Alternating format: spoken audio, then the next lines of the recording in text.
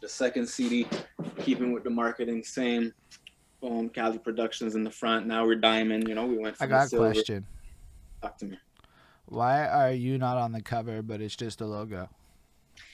It was marketing. It was to push the brand. It was to push the brand. That was really the idea. I wanted to make the brand because it wasn't just supposed to be for me. It was supposed to be a brand that everybody can do their thing and come out from under. But actually, one marketing thing that I didn't think about, it kept happening to me, which is actually how I ended up with my name that I have today now, the Merker Miyagi, is actually because so people started calling me Cali, so I was Cali. Then people said Cali Productions, so okay, Cali Productions was the company. But then it would be like Cali, produced by Cali, Cali Productions. It's just Cali, Cali, Cali. Or people would think that Cali Productions is a group, because I would do shows and I would bring my mans onto the show so that they could do the show, and they thought Cali Productions was a group. Brilliant. And I'm like, bro, but it's Cali Productions is not a group. So I said, okay, I have to like distance myself from that. And then I made Merker Music. So Merker Music was supposed to be the umbrella now that I can be Cali under and other artists can be themselves under, and it's not looked at as a group and it's just the label and whatever. But Facebook is popping around those times, started popping. So I made a page, and you couldn't make a page Merker Music. They didn't have business pages back then. This is like the early beginnings of Facebook. So it couldn't be called Merker Music or Cali Productions. You couldn't do those things. So I called it Merker. What was it now? I can't remember now. It became Merker with an M too. It was Merker something. Fuck, I can't even remember now. Anyways, Merker something. And then and it was supposed to be a Facebook that everybody uses. Everybody on the team can use it and network and whatever. Then Tutu it ends up being just me that's using it. And then people, once again, so then people will come to the studio and identify me as Merker and say, hey, Merker. And it's like, bro, my name is not Merker. You know what I mean? Like it's Cali. And it was so weird when people would call me Merker.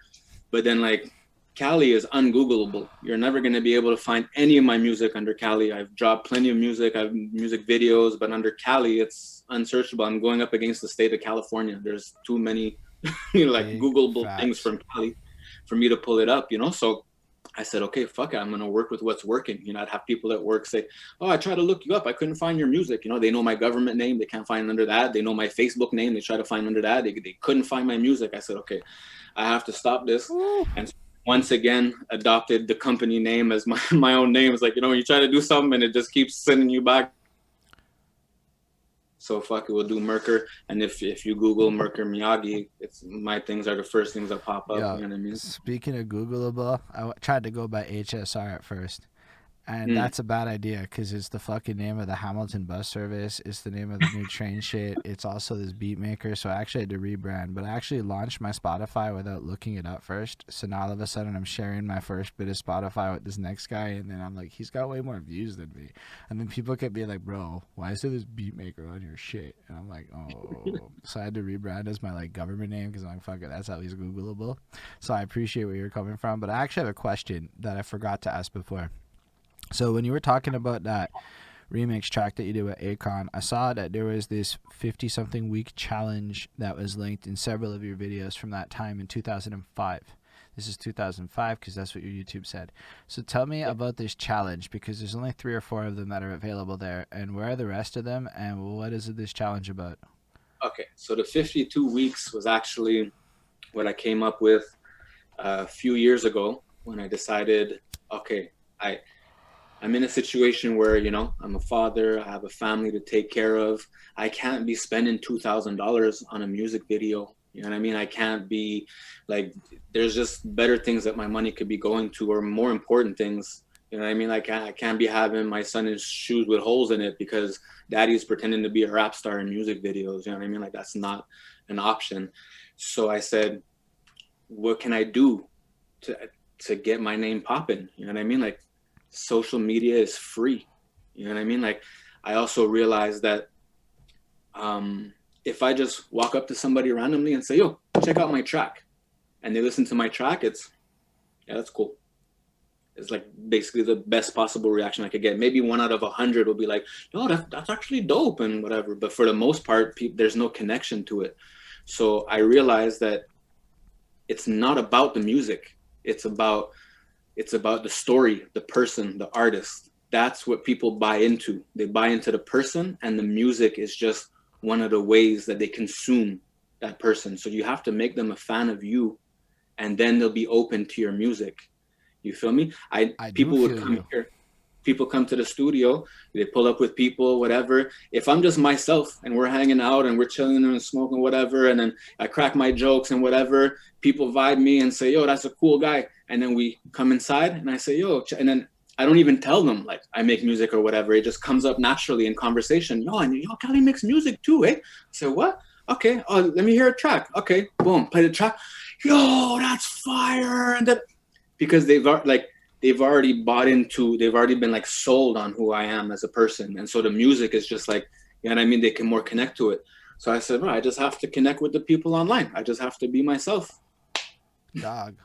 That was the biggest of the knowledge nuggets, man. Like literally what you said about the people and the music right there. People don't realize why I'm focusing so heavy on these interviews and fuck your album review.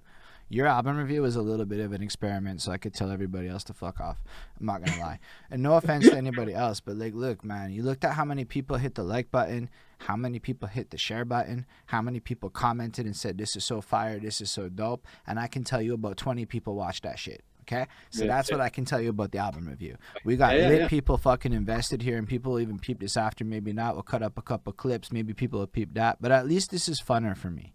So I made that album review to test it out and to get some numbers and shit, whatever. But the reality is people actually want to hear your story. And they actually want to hear your thoughts. And when they hear your thoughts and they hear your story and they see that you're a sincere and legitimate person, at that point, will they then become a consumer? This isn't some shit we're making up, okay? This is how software companies market heavily to you. I can't go into details on some of that contract shit because it's dangerous with software, but if you just go Google anything about online web marketing, you're going to see that it's all about journeys and relationships, right? So journeys and relationships is everything in this era. And you expect it as a person. You expect it with every company that you deal with.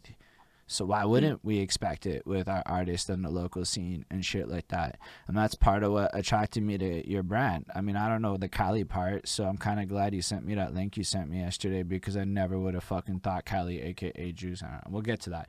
But like, I never would have found that dude. I just never would have. But the Merker thing is how I know you. So that's how I know you. But part of it isn't really your music, dude. It was more like when you said, because I'd been following you for a while on your Facebook post. I didn't want to like be an asshole and be up in your comments not knowing you, but I watched for a while and I hit some likes and then here and there I teased some shit and you seemed to respond well, so I kept going.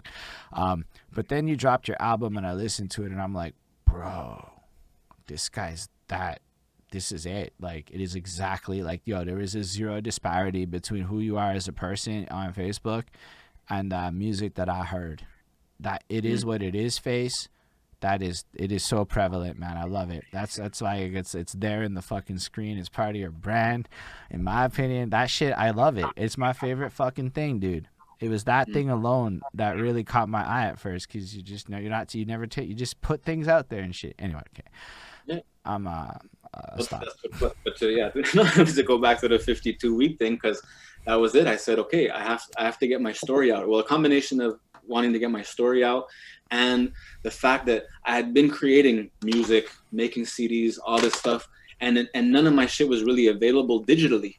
So I say like, yo, if I die tomorrow, like my shit dies on my computer and with whatever physical copies are left, and then that's the mark that I leave.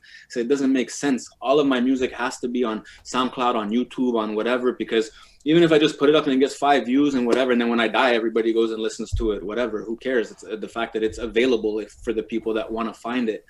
And so the 52 weeks, it was the 52-week journey of dropping a track every week. That was the idea. So I announced it. I said, this is my story.